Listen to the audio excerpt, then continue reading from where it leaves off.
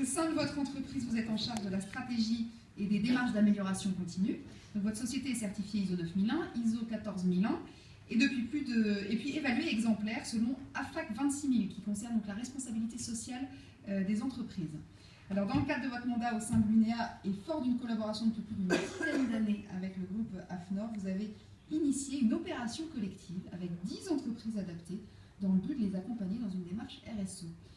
Votre démarche a consisté à adapter le guide d'évaluation AFAC 26000 aux spécificités des entreprises adaptées avec l'appui d'AFNOR Certification, à vous appuyer sur ce tuteur pour les accompagner et à conseiller leurs collaborateurs tout en les formant aux démarches responsables jusqu'à donc l'évaluation AFAC 26000. Ce sont avant tout les relations humaines que vous appréciez dans votre collaboration avec le groupe AFNOR, les relations avec les évaluateurs, les pilotes et les formateurs qui vous accompagnent, puisqu'il s'agit avant tout de construire ensemble. Alors la question, vous nous avez parlé lors de la préparation de cette cérémonie du construire ensemble. Vous dites qu'il faut construire ensemble. Est-ce que vous pouvez nous dire en particulier quel projet vous a marqué, quel projet a été rendu possible grâce à la qualité de vos échanges? Bien, je vais essayer de répondre à cette vaste question. D'abord, effectivement, je suis très honoré d'être là ce soir. Je vais être un peu l'artisan de la soirée, parce que vous passez après un général, après tant de grands acteurs de la normalisation. Je vous avoue que je suis un petit peu ému. Donc, effectivement, je dirige un groupe breton de 3 entreprises adaptées qui représentent 340 emplois et quelques métiers. Dans ces métiers, d'ailleurs, messieurs, je démantèle des déchets électriques, électroniques par quelques milliers de tonnes ou quelques dizaines de milliers de tonnes. Donc ce que vous attachez à bien concevoir, je m'attache à bien le recycler. Voilà. C'est aussi un métier qui me permet de rencontrer énormément de gens. Donc nos entreprises sont effectivement certifiées 9001, 14001 depuis longtemps et nos 3 entreprises ont été évaluées à exemplarité sur le modèle AFAC 26000 pour la responsabilité sociétale. À ce titre, et le premier exemple de collaboration avec l'AFNOR qui, moi, m'a paru particulièrement fort en termes de relations humaines, c'est l'interaction que j'ai pu rencontrer avec les auditeurs, des gens comme M. Xavier Robin, comme M. Patrick Perron, qui ont été très forts, car au-delà du référentiel qui est appliqué, il y a une vraie dynamique de groupe. Au niveau de petites entreprises comme les nôtres, c'est important de trouver du ressort,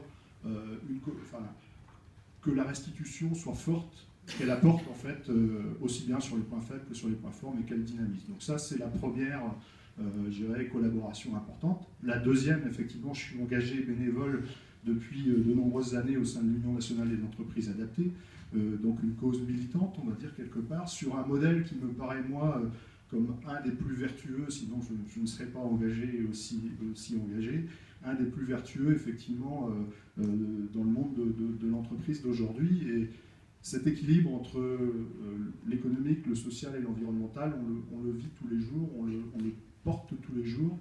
Et ce n'est pas pour rien si nos 3 entreprises ont été évaluées à exemplarité.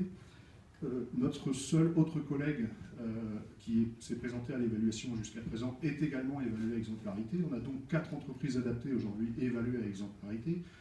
Il faut savoir que c'est à peine 5% des entreprises aujourd'hui qui sont évaluées à exemplarité. Donc on va dire qu'on croit fortement à notre modèle et on le promeut. Je remercie le président Jean-Marc Froger de l'Union nationale de pousser un projet qui regroupe 3 thématiques: la régionalisation, la professionnalisation de nos ressources internes, de nos ressources humaines, pardon, et donc ce projet de RSE, donc la valorisation de notre modèle.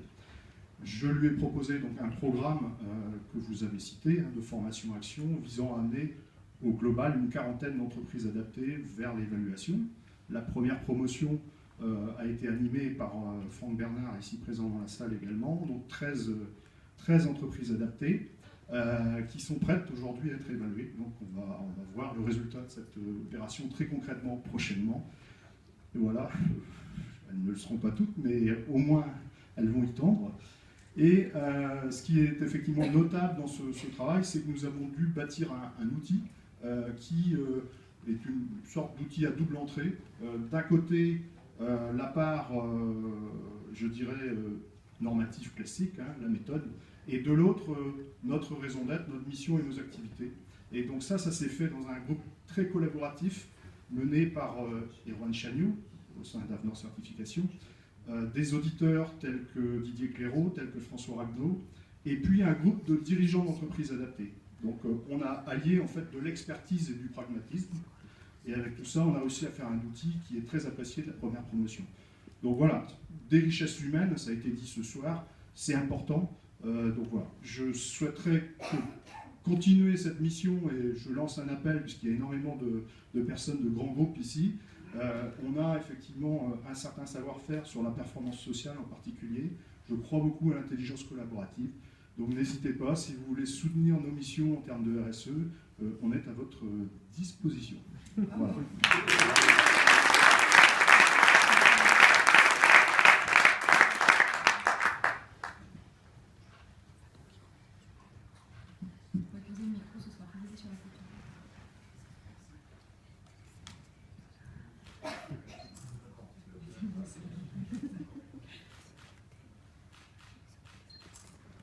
Bravo. Merci beaucoup.